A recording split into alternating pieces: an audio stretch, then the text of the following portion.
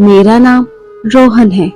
घर में मेरे माता पिता और मुझसे छोटा एक भाई और एक बहन है। पढ़ाई पूरी करने के बाद मैंने शहर में नौकरी करने की सोची। जब मैं शहर पहुंचा तो काफी भटकने के बाद मुझे एक दुकान में नौकरी मिली। मैं अपना काम पूरी ईमानदारी से करता था, जिसके चलते कुछ ही दिनों में मैं उस दुकान के मालिक का चहेता बन गया। सेठ की उम्र करीब 60 साल की थी और उनकी कोई औलाद नहीं थी। अब सेठ जी अपने खास कामों के लिए मुझे ही हर जगह भेजने लगे। एक दिन सेठ जी ने मुझे एक ब्रीफ केस दिया और मुझसे बोला, इसे मेरे घर पर दे आओ। जब मैं सेठ जी के घर पहुंचा और मैंने डोरबेल बजाई, कुछ देर बाद दरवाजा खुला। जिसने दरवाजा खोला उसे देखकर मैं हैरान रह गया। मैं अपने आने की वजह भूल गया। मैं उसे ही देखता रह गया। वह नींद में से उठकर आई थी। आंखों में नींद की खुमारी थी। उसकी साड़ी का पल्लू नीचे गिरा जा रहा था। उसका पल्लू हाथ में था। साड़ी खुल भी गई थी। इससे उसकी नाभि दिखने लगी। उसकी पतली कमर मानो रस से भरी थी। थोड़ी देर में मैं संभल गया, मगर आंखों के सामने खुली पड़ी खूबसूरती को देखे बिना कैसे छोड़ता।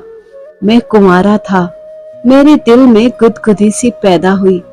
वह साड़ी का पल्लू कंधे पर डालते हुए बोली, आइए, आप अंदर आइए।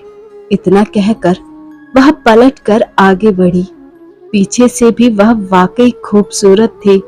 पीठ पूरी दिख रही थी। उसकी चाल में मादकता थी जिसने मुझको और लुभा दिया था। उस औरत को देखने में खोया मैं बहुत मुश्किल से आकर सोफे पर बैठ गया। मेरा गला सूखा जा रहा था। मैंने बहुत कोशिश की। बाद में कहा, मैडम, ये ब्रीफकेस को सेठ जी ने आपको देने को कहा है। मैंने ब्रीफकेस आगे बढ़ाया। आप इसे मेज पर रख दीजिए। मैंने बोला, जी आप तेज धूप में आए हैं, थोड़ा ठंडा हो जाइएगा। कहते हुए वह साथ वाले कमरे में गई और कुछ देर बाद पानी की बोतल, 2 कोल्ड ड्रिंक ले आई और मेरे सामने वाले सोफे पर बैठ गई। मैं पानी की बोतल उठाकर सारा पानी घटाघट कर पी गया। वह औरत कोल्ड ड्रिंक की बोतल खोलने के लिए मेज के नीचे रखे ओपनर को लेने के लिए झुकी तो फिर उसका पल्लू गिर गया और मेरी नजर वहीं अटक गई। उस औरत ने ओपनर से कोल्ड ड्रिंक खोली। उसने मेरी ओर एक कोल्ड ड्रिंक बढ़ाई। मैंने बोतल पकड़ी। मेरी उंगलियां उस औरत की नाजुक उंगलियों से छू गई। मुझको जैसे करंट सा लगा। उस औरत के जादू और मादकता ने मुझको घायल कर दिया था। मैं खुद को काबू में ना रख सका और उस औरत यानी अपनी सेठानी से लिपट गया। जब उसने कोई विरोध नहीं किया तो मेरी हिम्मत और बढ़ गई। मैं उसको बेहताशा चूमने लगा और धीरे धीरे वह भी मेरा साथ देने लगी।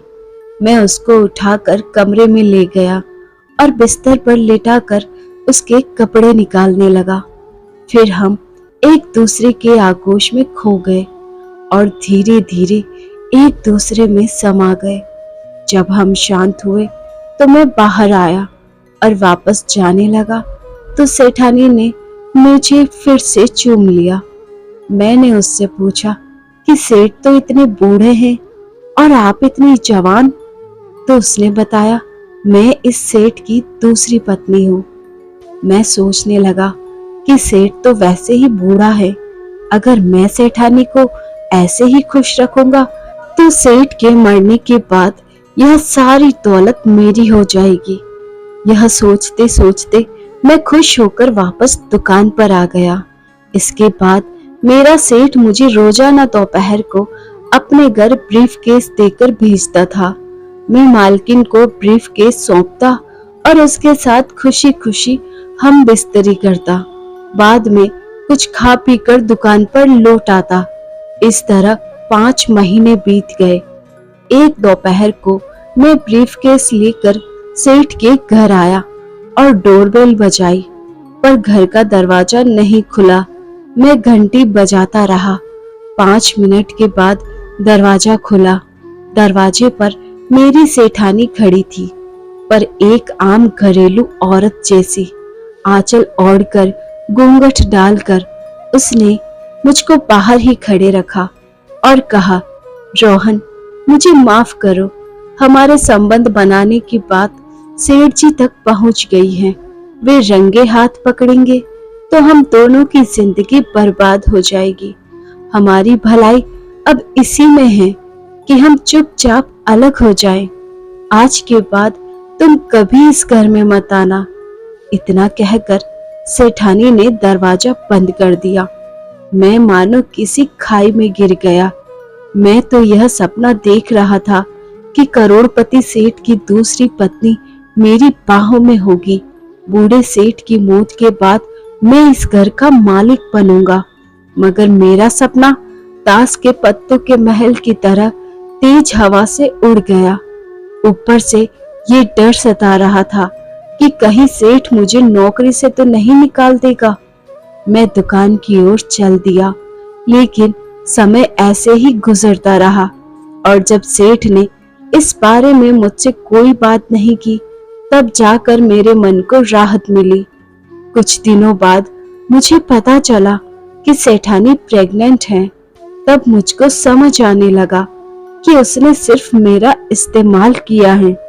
मैं गुस्से से सेठानी के पास पहुंचा तो उसने मुझे बताया, रोहन, तुम्हें नहीं मालूम कि सेठ मुझे डांस बार से लाए थे।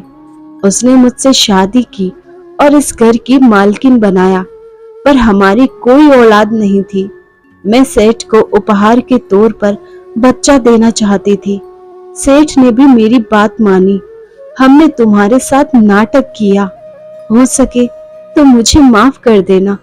इसके बाद सेठानी ने एक हाथ अपने बढ़ते पेट पर फेरा, दूसरे हाथ से वह अपने आंसू पोंछने लगी।